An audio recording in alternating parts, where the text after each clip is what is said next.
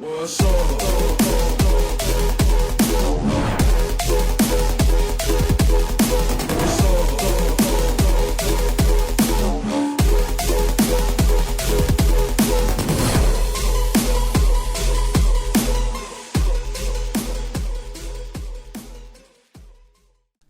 balik lagi.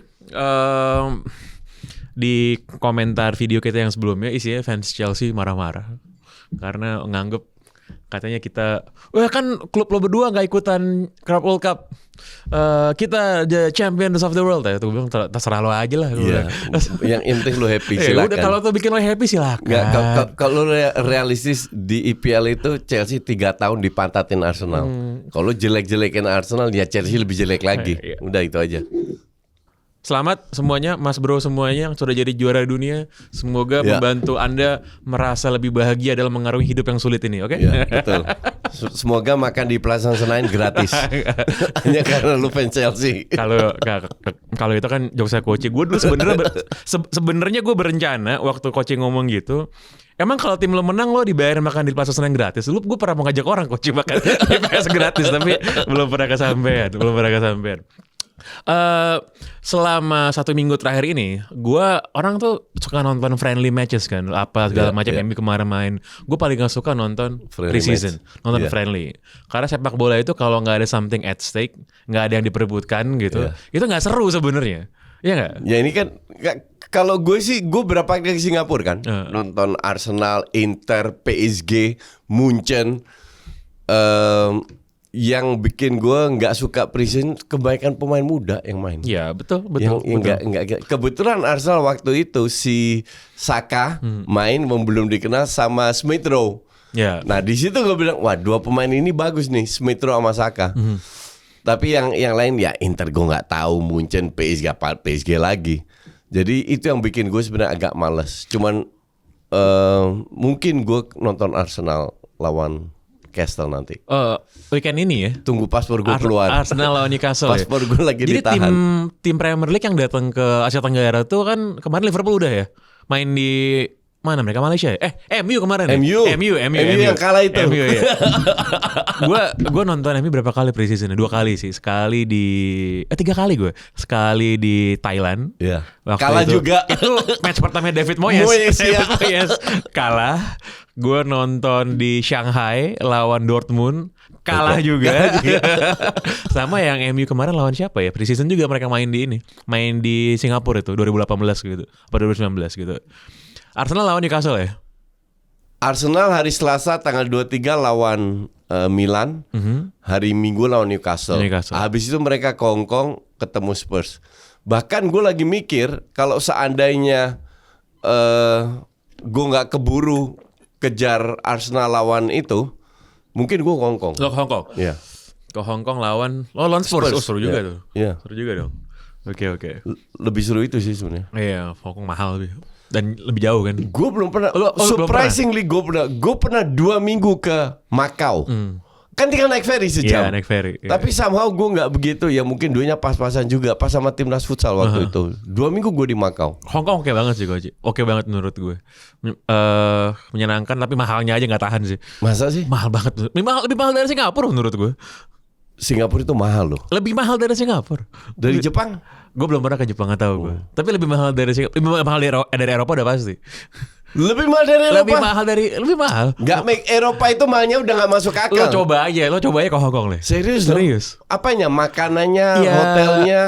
In general hotel ya udah pasti. Makanan in general juga lebih mahal menurut gue. Oh iya? Lebih mahal. Karena mereka itu kan first world city itu kan sebenarnya Hong Kong tuh kan. Hong Kong tuh setara sama Eropa kan? Iya. Kayak Singapura, cuma menurut gue orang Hong Kong tuh lebih ada soulnya dibanding orang Singapura. Ya. Lebih hidup lah. Orang Singapura itu terlalu cold. Orang Singapura ya. Gue dulu berapa kali mau kerja di Singapura tuh gue nolak akhirnya karena merasa ini kota kayak lebih dari seminggu sih depressing sih. Enaknya buat meeting, buat jalan-jalan. Gue tuh sempet berpikir mungkin gue pensiun mau di Singapura ya. Tapi kan gue sering banget ke Singapura kan. Setelah gue pikir-pikir, kok gue setelah 5 hari udah boring, udah pengen balik gitu. Iya. Karena orangnya itu cold kalau gue bilang. Benar. Dan ya apa ya, kayak mungkin orang Singapura lihat kita ngomong sebel kali. Cuman menurut gue sih there's no soul aja menurut gue. Iya. Enak kan, semua aman, fasilitas, nyaman, makanan, gitu kan. semua. Transport oke, bersih, kasino gitu. Tapi kan kayak misalnya kalau misalnya suka nonton olahraga gitu di Singapura, lo pernah nonton bola di Singapura gak? Pernah. Yang itu, yang event. Oh enggak. Liga. Pernah nonton S-League gak? Belum. Ashley Kochi di Singapura. Yang nonton 100 ya? Yang nonton 200. Jadi kan kalau lo dulu di Singapura kan ada toko bola terkenal namanya Western kan. Ya. Western kan. Dulu tuh pas kan, kalau sekarang Westernnya udah ada di mana-mana. Udah ada di Somerset tuh, udah ada di Orchard kan. Gue selalu ke Somerset itu kan. Ya. Dulu kan belum ada tuh. Dulu belum ada kan. Ya. Jadi lo harus ke Queensway gitu kan. Ya. Apa ke Peninsula gitu. Dulu itu yang namanya Western udah ada toko. Udah ada toko. Cuma namanya bukan Western. Yang Somerset. Gold, namanya Gold at 313 dulu namanya kan. Baru dibeli sama Western. Jadi kalau dulu mau ke Western, karena gue selalu ke sana. Sama. Nah, kalau dulu kan harus ke Queensway, agak jauh, agak ke barat, atau di Peninsula. Atau di stadion ada juga. Stadion ada juga. Nah, itu pas gue beli jersey segala macem, pas gue udah bayar, dikasih kupon sama yang jualan. Nih, tiket pertandingan S-League gitu ya. Iya, gratis. Apa ya, Tampines lawan apa gitu nih, tiket pertandingan S-League. Nanti jangan lupa lu tuker, dapat es krim gitu. Saking gak serunya kan, dan saking orang gak tertarik ya, karena di Singapura semua orang nontonnya Premier League semua kan. Nontonnya Premier League gitu. Tapi ada masanya di mana waktu mereka banyak naturalisasi, itu bagus kan? Timnasnya. Timnas ya, liganya gitu-gitu aja. Dan yang nonton 100, 150 gitu. Gue emang orang Singapura itu bukan tipikal penonton bola. Iya. Gue dulu pernah nonton di mana ya? Gue lupa, lama banget, 10 tahun lalu. Antara yang pasti bukan di Jalan Besar sih, di Bedok apa kalau nggak salah. Gue nggak nyampe habis. Gue cuma datang satu babak, belum keluar. Nggak jelas. Gue nonton Tarkam aja di sini lebih seru daripada ini kan. Keluar. Gue keluar dari sana. Nah itu gue nggak pernah nonton bola setengah itu.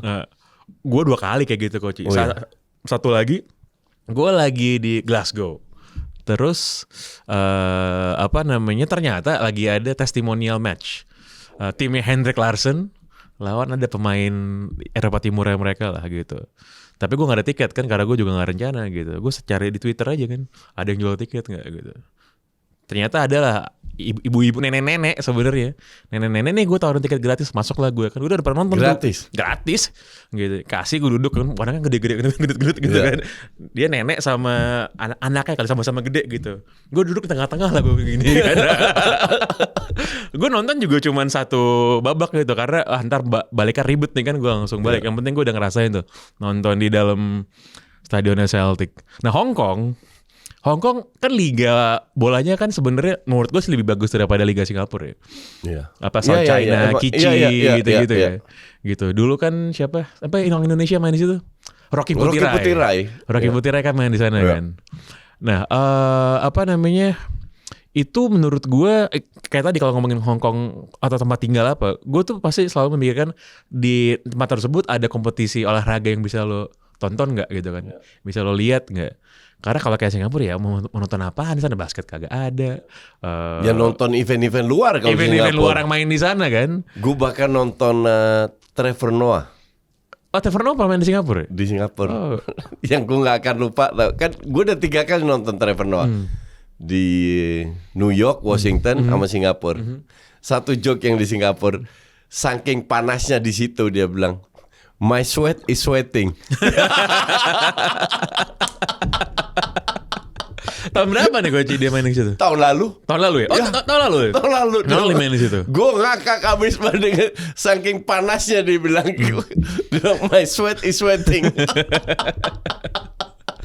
Jadi tunggu Singapura Arsenal dapat Arsenal Newcastle. MU kemarin ke Malaysia ya. Tahun ini Liverpool Hong Kong ya. Iya. Oke. Iya seperti biasa Indonesia nggak dapat apa-apaan sih. Juga. Indonesia nggak dapat apa-apaan sih kan. Iya. Iya karena kemahalan gitu. Dan ini kan yang orang nggak tahu kan bahwa lu tahu MU itu berapa harganya? Berapa? Guess. US dollar. US dollar. I would guess 5 million USD. Ya mungkin sekarang ya. Yeah. Dulu waktu zamannya dia mau datang sini itu 3 million. 3 million dulu. Yeah. Oh yang dulu yang pas batal itu. Yeah. 2009 itu ya. Oh itu 3 million. Waktu itu levelnya sekitar 3 million. 3 million ya. Sekarang sekitar 5 million. 5 million kali 17.000. Itu cuma fee-nya doang itu kan? Fee doang. Dan yang reseknya sama MU itu lu nggak boleh ada sponsor. Nggak boleh ada sponsor. Nggak boleh. Jadi sponsor dari mereka semua. Sementara yang lain boleh lu punya sponsor. Kalau nggak lu dapet duit dari mana? Lo ingat nggak waktu itu tahun berapa ya? 2013, 14. Yang 3 klub Inggris main di GBK dalam rentang waktu 1-2 bulan, ingat nggak lo? Arsenal, Chelsea, Liverpool. Iya kan? Ya. Gitu kan. Arsenal gue datang. Nah, gue datang yang Chelsea karena gue dapet tiket gratis loh gitu kan. Itu kan I don't know ya, dari segi bisnis tuh menurut gue rugi. Very profitable apa enggak? Enggak. Kayaknya enggak ya. Enggak, kecuali lu dapat sponsor. Waktu Chelsea itu kan BNI sponsornya. Ini ya benar. Kan gue yang ngerjain setengah. Benar. Oh ya ngerjain. Ya gue tahu ceritanya itu. Not happy ending. Jadi itu dari sponsor. Dari tiketing nggak bisa. Murni lu harus ngandalin dari sponsor. Dari tiketing nggak mungkin bisa. Nggak mungkin bisa. Karena fee-nya terlalu gede. Betul. Ya belum lagi lo ngomongin stadion, lo ngomongin security, lo ngomongin hotel. Oh ya kan iya. Barca dan Madrid itu sekitar itu kayaknya lebih mahal. Mungkin 4-5 juta juga dolar sekarang. Dan apa namanya? Ya kalau buat orang yang mungkin belum dapat kesempatan untuk nonton timnya di liga aslinya, ya itu sih akan membantu banget ya nonton preseason kan. Ya walaupun sih sebenarnya ini kan klub-klub Eropa ini kan ya lagi ini aja kan lagi ngerjain fansnya di Asia aja, suruh datang nonton apa segala macam. Mereka kan. butuh duit juga. Kan? Mereka butuh duit juga. Dan yang itu kasihan gede banget. Ya. Karena kalau gue masih inget waktu itu gue ngerjain Barca kan. Waktu itu fee-nya 3 juta euro. Gak lama sebelumnya itu mereka ke Hamburg. Tahu mereka berapa? 800.000 only. 800.000? Euro ya. Di Hamburg dibayar sama Hamburg. Itu kalau Messi nggak main 400.000. Jauh ya. Jadi jauh banget sama Asia itu benar-benar overcharge banget ya. Di overcharge banget ya. Tapi ya selama ada sponsor yang mau ambil ya. Dan yang lebih parah lagi itu CIC Amerika apa? ICC. Itu bisa 2 kali lipat fee yang mereka dapat di luar. Makanya semua pada ke Amerika kalau dapat tawaran. Iya pasti lah. Dan iya lagi yang kalau ya fans Amerika mah happy aja lihat ya kan. Yang kasihan ya pemainnya sebenarnya. Iya kan pemainnya drop semua. Dan kayak lagi-lagi ya buat menjawab si orang-orang yang pada bacot di komen ini. Lihat aja ntar di liga. Gue yakin semua klub yang main di World Cup ini pasti keteteran di liga. Drop lihat aja ntar. Pasti drop. Ya. Pasti drop begitu. Iya kan. Ya. Orang mereka nggak ada istirahatnya itu soalnya. Ya kan? Ya. Dan kalau mereka dikasih liburan 2-3 minggu, kan nggak persiapan buat preseason. Klub yang nggak main di World Cup sekarang udah preseason. Klub yang main itu kan liburan. Berarti kan dia telat nanti persiapannya kan telat. Iya. Betul. Gue juga bilang, gue setuju sama lu. Pasti keteteran. At least 10 match pertama. Iya. Benar. Ini kan yang ya orang kalau cuma nonton doang kan cuma lihat orang main gitu kan dalam TV gitu. Di orang dikata kagak drop apa. Dan emang kayak gini misalnya, gue pernah dengar ada orang yang memang agak bodoh sih pendapatnya kayak emangnya kenapa sih kalau pemain itu kalau udah lewat 90 menit terus extra time tiba-tiba kecapean kan cuma nambah 10 menit 15 menit bego. Nah, itu emang nggak pernah main bola. Belajar bola dari komputer ya begitu. Ya pasti hancur lah. Dan lu tahu dengan intensitas mereka menit 60-70 itu udah menurun. Iya benar. Konsentrasi, stamina turun, konsentrasi turun. Makanya menit-menit 70-an diganti kan biasanya. Iya. Ya karena itu fresh legs. Iya. Dan semua tim-tim yang tidak main di World Cup dan di Inggris kan cuma Chelsea yang main kan. Cuma Chelsea yang main. Yang lain mah happy aja semua kan. Ya Liverpool happy. Dia bilang katanya duitnya jual Coutinho dulu diinvestasi di Bitcoin Coach. Makanya beli pemainnya bisa jor-joran kan. Enggak ngawur itu. Itu kan duit Coutinho tuh beli Van Dijk sama Alisson. Iya, enggak itu bercandanya gitu. Gua juga tahu mereka enggak sepintar itu lah Coach. Chelsea duitnya banyak, beli juga Arsenal.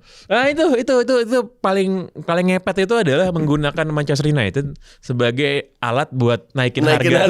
Itu bangke. Dari zaman Sergio Ramos sampai sekarang itu masih terus kepake kan. Gue kaget kemarin gue tiduran kan sambil baca. Hah? Gue sampai begini loh. Gue screenshot, gue kirim ke grup member gue. Menurut media Portugal. MU mau padahal baru beli Mbeumo. Nggak ada pemain yang dijual, loan Rashford, makanya gue ambil duit dari mana ini MU? Iya benar. Iya makanya pas itu dibilang mau dibajak sama MU gitu. Ah bego, gue bilang gini, fans MU udah gak ketipu lagi sih begitu. Udah sering kan? Tiap musim tiap tahun ada, nggak bakal itu, nggak bakal antara dia pindah ke Arsenal apa dia pindah ke tim lain kayak MU nggak bakal. Ya apa Mbeumo aja tuh 2 bulan kan, biar bisa di break tuh. Biar bisa bayar cicilan nih, biar bisa pinter. Siapa lagi? Spurs lumayan lah Spurs lumayan. Muhammad Kudus sama siapa satu lagi tuh yang mau diambil sama dia, Morgan Gibbs White. Iya, Morgan Gibbs White. Diprotes ya? Diprotes karena dianggap ini apa? Pendekatan ilegal semua orang melakukannya. Kalau di NBA kan tampering tuh, tapi kayak sama semua orang melakukan lah. Gue kemarin sempat dihubungin coach sama Nottingham Forest sebelum musim kemarin berakhir, tapi sebelum musim berakhir saya bilang lu tahu kan head coach technical directornya sekarang siapa? Siapa nggak tahu gue. Edunya Arsenal. Oh Edu sekarang di situ dia. Jadi kan yang punya Nottingham Forest si orang Yunani itu Greek gitu kan. Dia kan sama yang punya Olympiakos sama kan. Ya kan orang gila nih kan. Yang bisa turun ke lapangan gitu kan. Terus dia bilang ya kita pengen ekspansi ke Asia Tenggara. Yang paling gede di mana? Indonesia. Ya, gue lihat dengar kayak ketawa-ketawa aja. Ya, selama duit lo banyak baru kan never work, never gonna happen gitu. Udah, kalau mau nyoba silakan gitu. Itu waktu itu mereka mikirnya mereka bisa masuk Champions League. Kan ternyata enggak kan. Nah, ini yang menarik untuk dibahas adalah akhirnya mereka masuk ke Europa League kan? Gantiin Crystal Palace kan, yang turun ke Conference League karena dianggap si Lyon itu kan si George Textor gitu. Nah, Nottingham Forest ini kan tim yang kelasnya sebenarnya kabupaten ya kan. Orang tahu Nottingham tuh di luar bola apa sih? Adalah tempat tinggalnya Robin Hood. Ini hutan Robin Hood kan. Selepas itu kan nggak ada gitu. Dan ini klub sebenarnya klub kecil. Tahun dulu di eranya si Brian Clough mereka juara Eropa dua kali kan. Bahkan we got the whole world in our hands, we got the whole wide world. Iya kan? Betul. Padahal mereka juara liganya cuma sekali loh Coach. Enggak tahu gue itu. Mereka juara liganya itu cuma sekali. Mereka itu juara liganya 7 apa 78. Terus tahun depannya mereka juara Champions. Tapi di musim mereka juara Champions itu mereka kagak juara liga. Tapi musim depannya mereka main lagi karena mereka juara bertahan kan. 2 kali itu. Nah, terus singkat kata, lo mau ngapain gue tanya gitu. Iya, dia mau bikin market Indonesia Nottingham Forest gitu. Terus gue ingat lah berbagai entitas sepak bola yang pernah mencoba kan. Termasuk gue. Dia klubnya. Yang klubnya di sini kan. Dulu kita bantuin PSG. PSG dulu pernah niat banget loh Coach di sini. Sampai di Car Free Day itu mereka datang partneran sama air mineral apa gitu. Mereka bikin event di Car Free Day tahun 2015 apa 16. Gue pulang siaran cuma tidur 2 jam ke sana lah gue. Ini niat banget mereka. Tapi mereka nggak pernah bener-bener mengeksekut karena kayak nggak masuk lagi hitung-hitungan kan. Iseng-iseng aja gitu. Ini kan sebenarnya paradoks sepak bola Indonesia ya, bahwa fansnya banyak, yang nonton banyak. Lu tau pengalaman gue ya sebagai promotor bola Valencia, gue pernah EPL Master, EPL Star. Lu kalau mau make money itu ada dua jenis klub yang lu harus datangkan. Either mahal banget, levelnya Madrid, Arsenal itu. Tapi yang lebih murah lagi itu tim Itali, itu pasti make money. Inter sama AC Milan, Juve itu fee-nya lebih kecil. Waktu itu sekitar 1 jutaan. Pokoknya jauh lebih kecil daripada EPL. Atau klub tengah banget. Klub yang di sini you will lose. Karena orang nggak akan datang, nggak nonton. Iya benar. Jadi either lu datang ke FC Utrecht kayak gitu-gitu lah yang fee-nya cuma 50.000 atau 100.000 atau mungkin gratis pun mereka mau asal itu atau very big club. Iya. Karena very big club pasti lu dapat sponsor dan pasti tiket kejual sama TV rights. TV rights ya, benar. Bahkan gue lagi pikir kalau gue datengin klub besar gue nggak jual ke TV. TV itu maunya banyak loh. Tahu gue jual apa? Pay per view YouTube. Oh, pay per view ya? Ya benar. Make sense. Kemarin kan Dortmund gak jadi datang karena Kanjuruhan waktu itu kan, gak jadi datang kan. Terus Atletico tahun lalu juga, tapi batal juga tuh. Atletico juga nggak make money. Pasti. Atletico mahal juga. Jadi gue ditawarin Atletico juga. Gue bilang nggak akan make money nih. Padahal fee-nya udah 1 jutaan.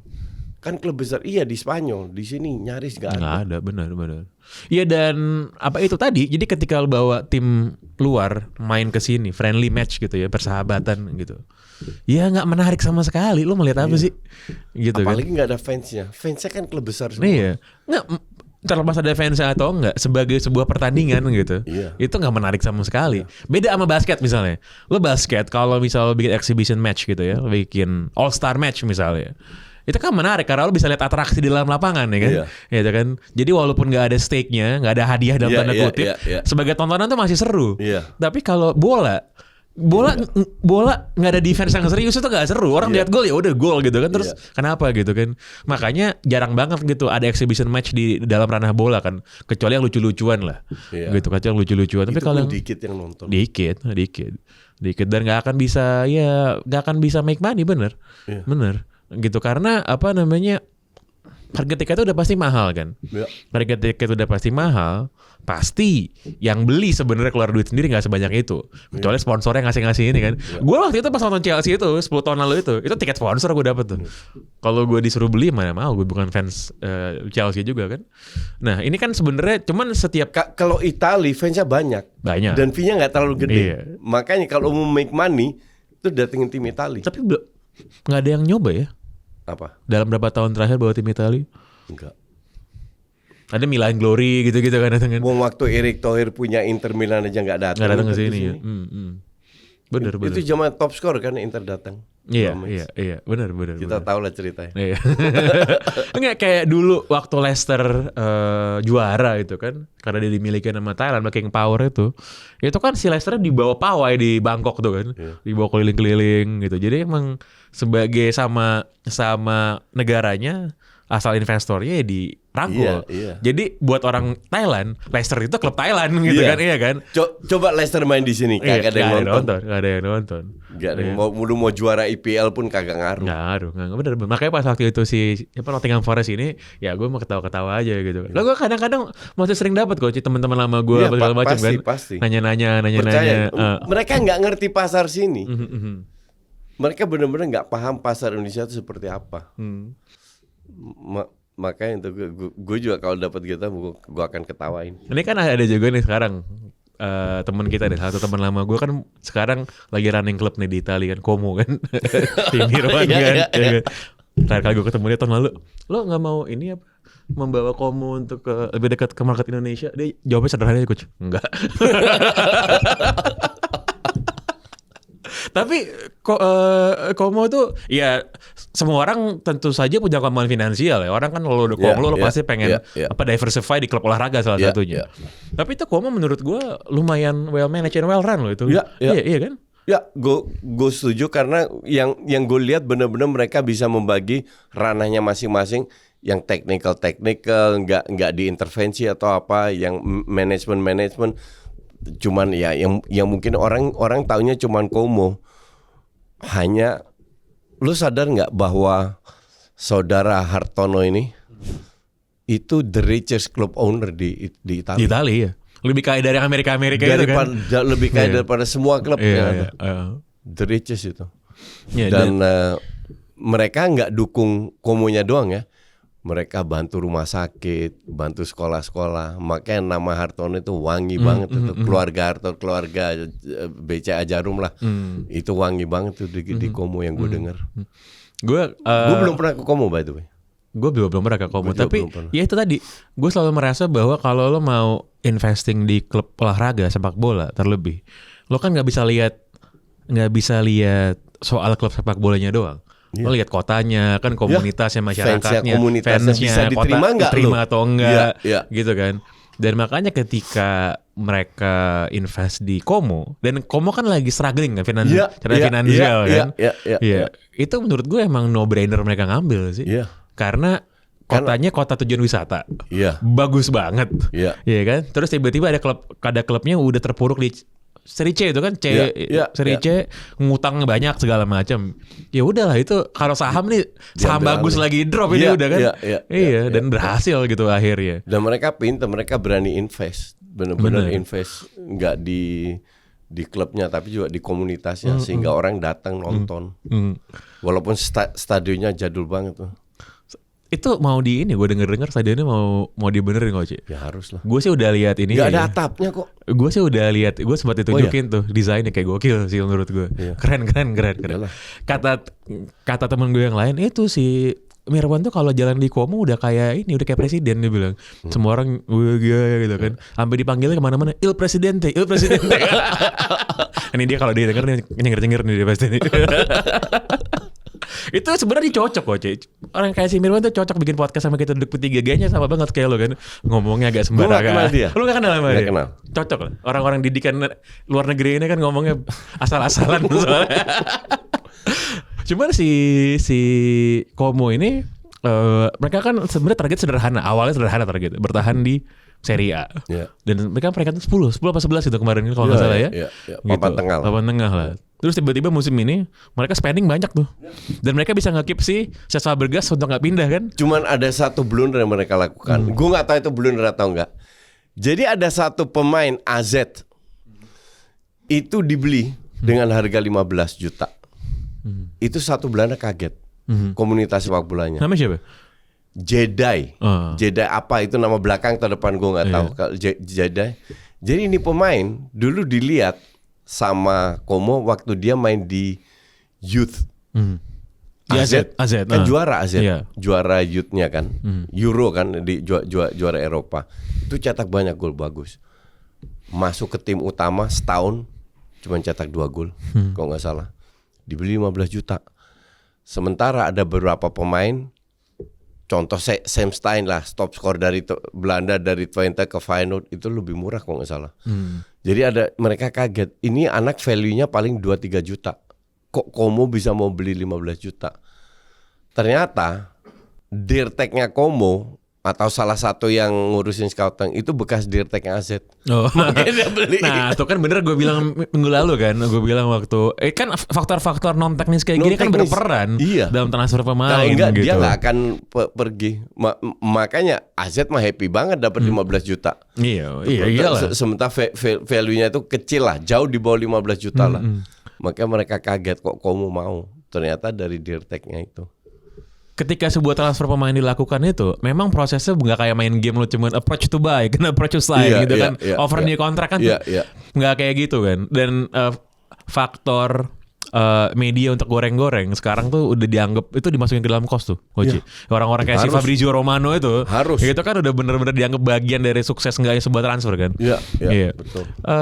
Dulu nih, gue nggak usah sebut ini ya, gue mengenak kalau gue sebut nama pemainnya. Dulu adalah pemain ini, Koci, pemain Liga Indonesia, gitu. Dia mau pindah nih, dia mau pindah ke tim lain, gitu. Dia mau pindah di Indonesia juga. Orang asing nih, asing. Ya lo kenal lah orangnya pasti, ya kan. Terus dia bilang, lo bisa bantuin gue nggak? Gue nih pengen pindah, dia bilang. Oh, gue tahu. Gue pengen pindah, lo kasih tau lah ke teman-teman media lo kalau gue mau pindah. Ini tuh bukan transfer dia yang terakhir yang bikin heboh ya, bukan yang itu. Kalau bikin heboh itu dia bikin podcast di tempat gue tuh, bukan emang gue nggak. Ini sebelumnya gitu. Nah itu benar-benar kejadian. Gitu, dan emang wartawan olahraga itu dari klub pertamanya kan? Dari klub pertamanya. Iya. Tahu. Iya, tahu kan lo, Dan nah, itu aja skalanya levelnya tuh Indonesia gitu. Apalagi ngomongin Indonesia kan sebenarnya hampir nggak pernah mengenal transfer pemain kan. Karena lo ngesign pemainnya kontrak habis ambil gitu. Pelan-pelan mulai berubah. Iya, benar-benar. Karena itu salah satu income ya. Income. Sebenarnya iya. Sebenarnya gitu lo kontrak sisa berapa gitu. Dan yang beda sebenarnya kontrak pemain bola sama let's say kayak American sports deh. Kan kalau kontrak pemain bola nih standar Eropa adalah lo kontrak pemain begitu dia disign sama tim baru, kontraknya kan baru tuh. Ya kan? Gajinya baru, apanya baru gitu. Lo tau gak Coach kalau NBA misalnya Amerika gitu. gak tahu gue. Amerika tuh gak gitu Coach. Nah, gitu. Contoh nih ya. Contoh, gue MU nih. Si Coach main di Utrecht misalnya. Coach sekarang gajinya let's say 500.000 gitu. Per minggu. Lo ngedeal sama gue, lo kan akan bikin kontrak baru. Gue bayar duit ke tim lo gue ambil. Dalam proses mulai dari nol. Gue mulai dari nol sama lo. Kalau Amerika itu gak gitu Coach. Kontrak lo yang sekarang yang 500.000 itu gue ambil. Oh, gitu. Ambil alih. Jadi kalau kontrak gue let's say sisa 2 tahun, diambil alih 2 tahun. Tinggal 2 tahun. Gak bisa dibikin kontrak baru. US Sports itu juga walaupun ada ya, walaupun ada tuh cash compensation itu hampir nggak pernah mengenal transfer pemain ada fee-nya. Oh. Makanya mereka tukeran pemain, tukeran nama draft rights, tau gak? Trading istilahnya. Trading. Mereka trading, bukan kayak bola di mana mereka transfer pemain. Salah satu pertimbangannya adalah karena jadi mereka nggak dapat duit. Nggak dapat duit. Oh. Rugi dong. Plus mereka kan ada salary cap. Iya. Itu harus disesuaikan juga sama jumlah salary cap mereka. Gitu. Nah, sehingga walaupun dikenal tuh cash compensation sih ada, tapi itu nggak pernah jadi faktor utama. Salah satu alasannya kenapa? Karena pool pemainnya dikit, Coach. Iya kan? Karena kalau pemain bola lo bisa dapat di negara lo nggak ada, negara lain. Sekarang gue tanya, kalau seandainya ada pemain basket, let's say gue kontrak 5 tahun, US nih ya, Amerika nih ya. Kalau di Eropa, lu kontrak 5 tahun, setelah 2 tahun, lu mau pindah, pemain nih pengen pindah, klubnya harus bayar transfer fee yang lumayan gede, karena kontrak sisa 3 tahun, Dan gue bilang itu kayak agak perbudakan modern, karena pemain nggak punya rights, dia stuck dengan kontrak ini kan. Kalau dia mau pindah di Eropa. Kalau dia mau pindah. Cuman pemainnya kan bisa bilang iya atau enggak kalau dia nggak mau pindah. Kalau pemainnya mau pindah, asumsi. Klubnya nggak mau lepas. He's not going anywhere. Iya kan? Kalau di Amerika, pemainnya mau pindah. Kontrak masih let's say 3 tahun. Bisa nggak? Harus di trade. Dia harus request dia di trade. Itu bisa. Ya tergantung klubnya bisa ketemu apa enggak. Cuman yang lebih sering kejadian kalau di Amerika adalah pemainnya nggak tahu dia bakal dipindahin. Nah kalau dia nggak mau pindah, nggak bisa. Kenapa? Kayak jual kayak perbudakan modern juga dong. Yang lebih kayak perbudakan menurut gue yang Amerika. Karena lo nggak punya kalau di Eropa bola nih, lo ditawarin kontrak baru, lo nggak mau pindah, lo masih bisa nolak tuh kontrak, lo nggak mau pindah. Walaupun dengan resiko, lo di klub lama lo bakal disuruh training sama pemain cadangan kan pasti kan gitu kan. Kayak sekarang 5 pemain MU. 4-4 sekarang udah ya. Nih kalau barang jualan udah laku 1 nih kan. Nggak, kalau di Amerika lo bakal nggak. Lo pernah nonton Moneyball nggak? Moneyball si Brad Pitt. Itu kan ada tuh pemain yang tiba-tiba dipanggil sini lo gitu. Ya lo pindah, lo udah gue trade. Gila, gue baru beli rumah, anak gue baru sekolah. Ya lo harus cabut gitu. Kayak gitu Coach. Jadi si pemainnya itu lebih perbudakan lagi. Lebih perbudakan. Sebenarnya iya. Sebenarnya iya gitu. Karena kenapa? Karena sistemnya trading tadi itu trade. Jadi biasanya adalah misal lo pemain bintang nih ya, pemain basket lo pemain bintang, lo gue trade sama 3 atau 4 pemain yang biasa aja plus draft rights misalnya. Untuk first round 1 apa 2 apa 3 tahun. Gitu. Jadi emang sistemnya beda sama Eropa. Nah, cuma kayak lebih tuker guling ya. Lebih tuker guling dan beneran kayak komoditi sebenarnya kalau di situ kan. Komoditi, iya. Kalau lu nggak mau pindah lu harus pindah, itu mah parah banget tuh. Walaupun kalau gara mereka punya kalau NBA ya gara mereka punya collective bargaining agreement itu, mereka bisa nge-push angkanya mereka jadi gede banget emang. Dan mereka tuh ada namanya player option. Jadi misalnya lo di kontrak 3 tahun atau 4 tahun, ada player option di tahun terakhir pemainnya boleh decide lo mau extend apa enggak. Gitu. Tapi sistem ini jalan-jalan aja di Amerika. Jalan-jalan aja. Dan orang bisa terima. Orang bisa terima karena memang gaji pemainnya gede banget sih. Pemain NBA itu gaji lebih gede dari pemain bola in general loh. Apalagi pemain American football kan. Itu gila banget. Paling gede American football. Iya, walaupun resikonya lo resikonya mati itu kalau American football kan. Dan kalau nggak mati lo ini apa gangguan otak kan. Apa CTE itu ya. Iya. Kan banyak tuh, udah banyak apa bekas-bekas atlet NFL itu di scan kepala itu otaknya kecil gitu kan. Gitu. Banyak concussion juga. Iya. Nah, ini sebenarnya menarik kalau ditarik ke dalam. Kan kita tadi awalnya ngomongin Indonesia tidak mengenal transfer pemain kan, hampir jarang lah, ada, tapi jarang gitu.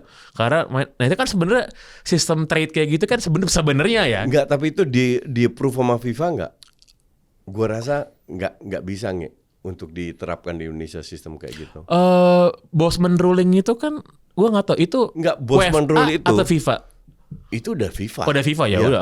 Bosman rule itu intinya adalah lu kalau kontrak lu habis lu bebas. Betul. Dulu kontrak habis mereka masih bisa minta. Iya. Dan di tahun terakhir lo udah boleh nyari klub itu. Iya. Kalau di Bosman kan, iya gara-gara itu. Kayak Vlahovic sekarang. Iya. Kontrak tinggal setahun, gue nggak mau pindah. Iya, benar. Pusing lah itu Mamat sama Hanif itu. Nah, cuman kan kalau US Sports ya gara-gara kan kalau mereka tuh sangat memuja parity kan, keseimbangan. Jadi nggak boleh tuh ada tim yang jadi makanya dinasti itu nggak boleh. Paling bawah bisa dapat draft yang pertama. Akan dapat draft yang pertama. Gitu. Itu apa namanya mereka pakai sistem kayak gitu. Udah gitu salary cap. Nah kayaknya hampir nggak mungkin kan. Lo punya super tim tuh nggak mungkin. Salary cap sih bagus itu gue bilang. Sebenarnya bagus. Harusnya di Eropa diterapkan juga. Iya. Cuman ya orang-orang yang kaya nggak bakal mau lah. Ya kan nggak bakal mau. Gue punya duit. Jadi disuap aja pengurus wifi itu. Makanya nggak bakal terjadi di sepak bola. Padahal itu penting. Untuk menjaga keseimbangan antara klub kecil sama klub besar. Jaga keseimbangan. Plus perbedaan lagi kan kalau US Sports kan close league mereka kan nggak ada promosi degradasi Goji. Iya. Ya kan orang itu tuh doang. Kalau Eropa kan bolanya masih naik turun promosi degradasi. Dan itu sebenarnya bagus loh menurut gue. Iya. Karena gini kalau lo di Australia nggak ada juga. Australia nggak ada. Karena di US Sports itu kan ada istilahnya tanking. Jadi lo paling jelek, lo kalau jeleknya jangan nanggung gitu. Lo jelek hancur sekalian tuh. Karena lo udah akan dapat hadiah. Hadiah lo apa? Lo dapat draft pertama tahun depan. Selama draft race. Emang ada gitu sengaja kalah dong? Banyak Koji. Oh iya. Banyak banget. Oh iya. Banyak banget. Apalagi di NBA ya.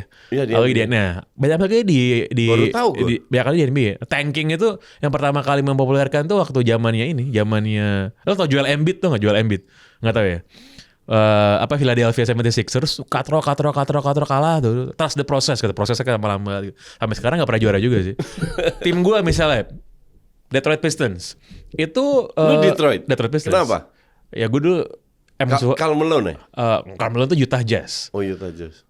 Gue nonton Pistons, semua orang tahun 90 nonton Jordan lah, pasti nonton Jordan kan. Tapi gue Jordan biasa aja lah. Gue langsung terhipnotis tuh gara-gara gue nonton Pistons 2004. Waktu mereka nggak ada pemain bintangnya, nggak ada yang superstar, tapi juara. Ngalahin Lakers yang isinya Kobe sama Shaq. Gitu. Jadi defensive basketball.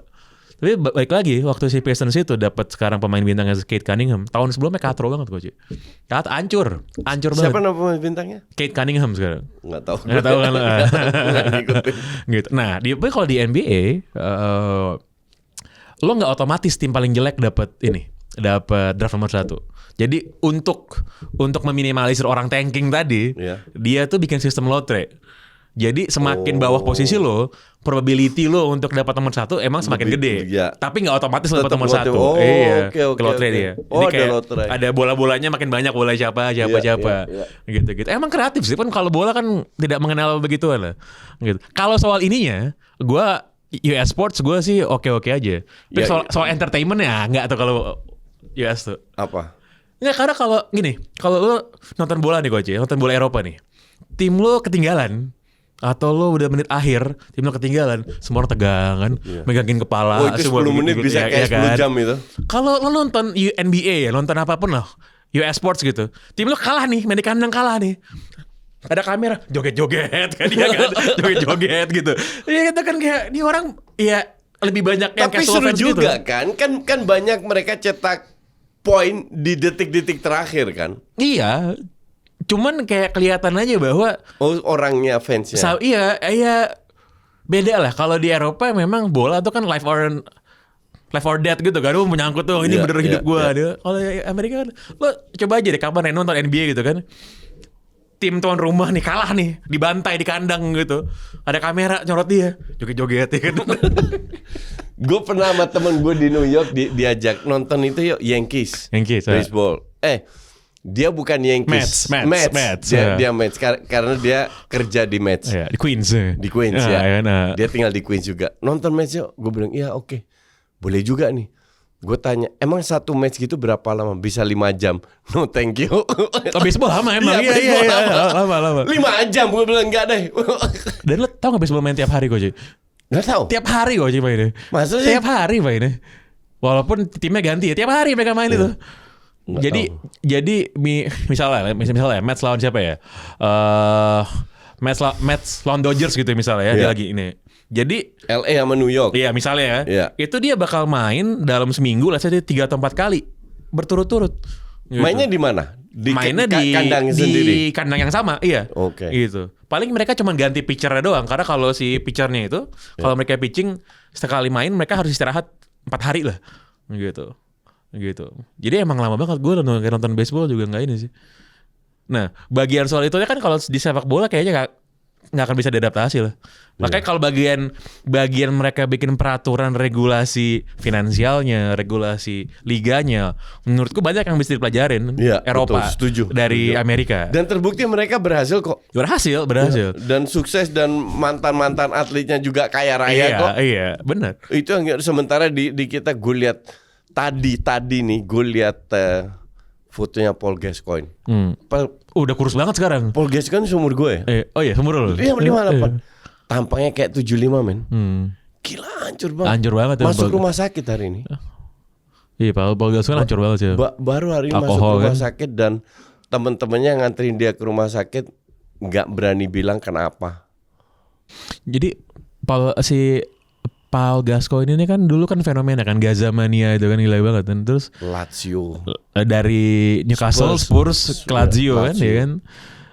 Terus udah gitu dia kan emang deket kan orang Inggris kan gitu kan yang botak-botak hooligan itu kan mabok apa kan dia lekat banget sama begituan ya kan. Terus tiba-tiba tuh ada kayak teroris atau ekstremis apa orang putih kok orang putih dia gue lupa namanya siapa dia habis ngebunuh orang atau apa dia tuh DPO lah tak buron dicari-cari gitu dia sembunyi di mana gitu terus kayak dia bawa senjata atau apa jadi polisi ngepung dia atau apa gitu dan dia nggak mau nyerah. Terus Paul Gascoigne muncul bilang gue aja ngomong kata dia gitu. Waktu dia masih aktif sebagai pemain bola. Belakangan ini pas dia udah aneh kayak sekarang. Iya. Udah tua dia benar-benar udah alkoholik gitu kan. Iya. Gue aja ngomong kata itu temen gue gitu. Aneh. Keluar orangnya. Aneh banget lu. Orangnya enggak gue lupa ya keluar atau enggak. Cuman ketika dia muncul terus nawarin diri gue aja ngomong sama orang lihat what the fuck gitu kan. Paul Gascoigne buat lo bocil-bocil yang gak pernah lihat Paul Gascoigne main lo nonton deh. Gue inget Paul Gascoigne itu lawan Inggris Scotland. Enggak, lawan Belanda. Bola atas disikut sama Jan Wouters. Euro 96 nih bukan? Kayaknya Euro 96 kan. Patah loh itunya. Sininya. Tulang apa namanya? Tulang pipi lah ini. Iya, kan? Tulang pipinya patah. Disikut sama Jan Wouters. Itu kalah Belanda 4-1 kan? Bukan yang itu. Mungkin. Enggak di salah satu match itu lah. Karena di turnamen yang sama sih Paul Gascoigne nyetak gol lawan Scotland itu yang golnya keren banget sih yang si Colin Hendry lewatin bola diangkat sama dia terus di volley kan. Paul Gascoigne mah gila dulu. Dan sampai sekarang Inggris belum pernah punya pemain kayak dia lagi tuh nggak ada. Nggak ada. Dulu orang sampai bilang Joko nggak ada kayak gitu nggak ada. Yang benar-benar bisa main bola tapi keras juga. Mainnya bukan kayak orang Inggris soalnya kan, kan? Iya. Jago banget sama bola tuh. Very smart player. Very smart. Paul Gascoigne itu tadi kayak si Koci bilang pemain bintang ngurus duitnya nggak bener, gaya hidupnya ngaco. Di US banyak juga sih. Tapi di Eropa lebih banyak lah. Di US itu gila lu kalau mantan pemain itu sampai sekarang lebih tajir lagi daripada waktu mereka jadi atlet. Lo tau gak Koci? Jadi waktu Kopi Kenangan baru-baru muncul nih kan, baru-baru gede lah fundraising sana sini gitu. Tiba-tiba Kopi Kenangan baru dapat fundraising dari venture capital A, B, C segala macem. Jay-Z kan? Ada satu gue namanya Caris LeVert. Lo pasti nggak tahu. Kalau orang yang nggak nonton NBA pasti nggak tahu. Tapi ini sekarang si Caris LeVert ini main di tim gue sekarang. Dia main di Pistons gitu. Si Caris LeVert ini invest di kopi kenangan. Yang gue tahu JC kalau nggak salah invest juga di kopi iya kayak some sort of consortium gitu kan. Iya. Ini ada cerita tentang Charles Barkley waktu dia dikontrak sama Nike sama Jordan kan. Tanya lu bayar berapa? 3 juta. Jordan bilang, lu buat apa dengan duit 3 juta? Lu mending bilang ke Nike, lu minta 1 juta aja, 2 jutanya jadiin saham. Dia bilang, oh gitu, iya. Dan dia lakukan. Dan dia setelah berpuluh tahun terima kasih sama Charles Jordan. Sama Jordan, Michael Jordan, bahwa diberi masukan seperti itu. Jadi memang di sana dari dulu aja mereka udah tahu invest. Mereka udah belajar bener. Seperti apa. Bener. Sama kayak lu tahu Iniesta itu punya winery. Gue pernah beli winery itu. Ya, winery. Iya. Terus dia sama Pique punya perusahaan air kayak Aqua gitu lah. Jadi yang pinter-pinter memang diberikan, harusnya di Inggris ya harusnya punya gitu juga. Tiap pemain terutama di klub besar ya. Itu kan gajinya gila-gilaan. Lu kalau gaji 10 juta itu kan normal setahun, ya kan? Mau buat apa 10 juta itu, ngerti gak? Ya dibanding beli mobil gitu kan, beli parkir. Iya. Mending lu 5 juta lo invest, lu tetap masih bisa beli Bentley kok. Dan semua pemain bola yang udah pensiun, baik yang main maupun udah pensiun, yang jadi bilioner coach, itu orang-orang yang nggak pernah flashy. Flamini kan tuh. Iya. Flamini kan kaya banget gara-gara dia invest di tech company kan. Ya itu gara-gara temennya sebenarnya. Iya, cuman tetapnya diinvest di situ kan. Iya. Kalau David Beckham kan emang banyak di endorsement ini. Tapi kayak lo bilang Iniesta, Pirlo punya Vineyard juga sama kan, ya kan. Iya, orang punya duit emang nggak emang nggak dibuang-buang lah. Gitu. Tapi banyak juga yang bangkrut ya. Banyak juga. Makanya gue bilang kok bisa lu dengan duit segitu lu bangkrut. Ya karena itu OKB kaget beliin mobil. Lamine Yamal calon-calon ini Goji. Iya. Lamine Yamal kalau kelakuannya kayak gini ngeri juga. Iya benar. Iya. Gue mau sebelum kita tutup, gue ada satu topik. Kebetulan gue kemarin inget aja, wah ini gue bilang gue harus bahas sampahnya. Pelanggaran dalam sepak bola yang paling horor yang paling inget apa? Pelanggaran? Ya. Paling horor yang lu inget? Ini kayak oke. Kalau ya karena di tim gue ya, Alan Smith kaki sampai balik kok. Patah ya? Patah. Ankle balik. Gue pernah cerita nggak sama lu? Yang gue inget tahun 81 waktu gue masih itu Borussia Mönchengladbach, Ewald Linen. Jadi dulu poolnya itu kan masih aluminium. Jalan kan jadi tajam. Itu kena pahanya 25 cm robek, kelihatan lemaknya putih-putih keluar. Itu sampai itu mungkin trauma gue ngeliat itu ya. Makanya gue kalau main bola kalau perhatiin gue selalu pakai deker kan. Gak pernah gue gak pakai. Mungkin traumanya gara-gara situ waktu gue masih kecil kan, tahun 81 gue masih umur berapa, 13, 14. Itu benar-benar horror tackle yang sampai detik ini gue masih inget. Gue tutup mata gue inget banget tuh. Sampai dia bangun berdiri lari teriak-teriak panggil dokter, itu kelihatan putih loh. Bukan merah darah atau apa, putih. Karena pemain bola kan pahanya gede ya. Itu kena tackle 25 cm dan 4 minggu kemudian dia main lagi. Karena langsung dijahit kan. Iya. Itu sebenarnya nggak parah, cuman visualnya kan ngeri banget. Ngeri banget ya. Itu benar horor yang sama satu lagi. Nah ini lu masih, gue yakin lu masih inget. Atau lu tau lah, Battiston sama Schumacher. Sama Harald Schumacher. Itu giginya rompal berapa? 3-4 gigi itu. Ditabrak kan? Ditabrak. Parah banget tuh Pak Schumacher itu. Gila sih. Makanya kalau lo lihat dulu ya, at least ya dulu zaman gue kecil, sekarang gue udah gak pernah lagi dulu. Kalau lo beli sepatu bola atau lo beli deker lah gitu, itu gue inget banget dulu tuh masih ada peringatannya Coach, bahwa main bola itu bisa berakibat, dalam bahasa Inggris nih ya, bisa berakibat cedera parah bahkan kematian. Nah, ada tulisannya. Oh, gue nggak tahu itu. Ada gue inget banget gitu. Itu tuh bisa result in everything gitu, everything bad gitu. Gue masih inget banget pas zaman gue kecil gue lihat gituan. Karena bola itu kan orang nganggep tidak sefisikal rugby misalnya. Iya. Tapi menurut gue rugby nggak sebrut bola sih. Makanya orang bilang kan kalau dulu sayingnya adalah beda bola sama rugby adalah rugby itu olahraga primitif barbar dimainkan sama gentleman. Nah, bola itu olahraga gentleman dimainkan sama orang barbar kan. Iya kan. Nggak, yang paling parah dari olahraga yang gue pernah lihat itu Australian football. Nah, itu aneh banget olahraga aneh gue. Itu parah banget men. Itu fisiknya udah gila, itu barbar banget itu. Yang bola bisa ditendang-tendang terus dribble kan, ya. Gue mencoba memahami itu olahraga nggak bisa. Nggak ngerti juga. Nggak ngerti gue. Dan itu rame banget man. Itu pas gue kemarin ke Sydney ada orang bawa bendera apa? Ini bendera apa lagi?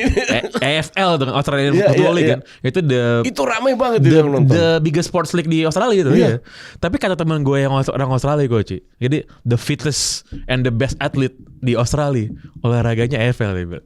Karena bilang ini kombinasi antara power, speed sama agility.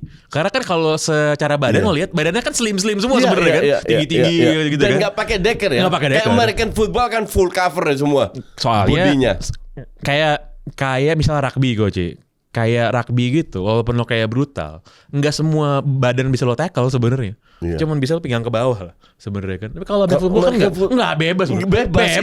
Bebas itu. Sampai mereka pukul-pukulannya dibiarin. Makanya banyak yang geger otak main ini tuh.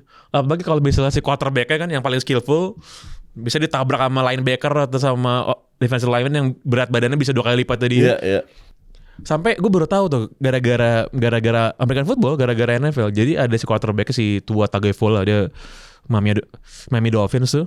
Dia ditabrak geger otak gitu. Tapi gue baru tahu geger otak kenapa? Karena tiba-tiba tangannya gini kok. Dia jatuh terus tangannya gini. Tangannya gini. Jadi tangannya gerak sendiri. Iya. Terus ternyata itu adalah indikasi geger otak parah. Jadi tangannya itu otomatis langsung mental langsung gitu kan kayak ini olahraga apa sih gue bilang. Parah. Udah cukup. Dah. Demikian TPJS kali ini. Liga belum mulai kan? Masih Agustus kan? 17 Agustus first match MU lawan Arsenal. Langsung ya? Ya. Kita siaran di sini. Ya kan, Fed? Belum ada update lagi. Enggak, gua update lu sekarang. Oke, langsung. Masih sebulan lagi, nanti semakin deket ke Liga baru lah nanti berbagai macam segmen bola yang kita balikin lagi nanti. Balikin segmen-segmen itu. Iya. Ini sekarang belum ada yang seru buat dibahas soalnya kan belum ini. Iya sih. Iya. Ya udah. Oke, thank you. Bye.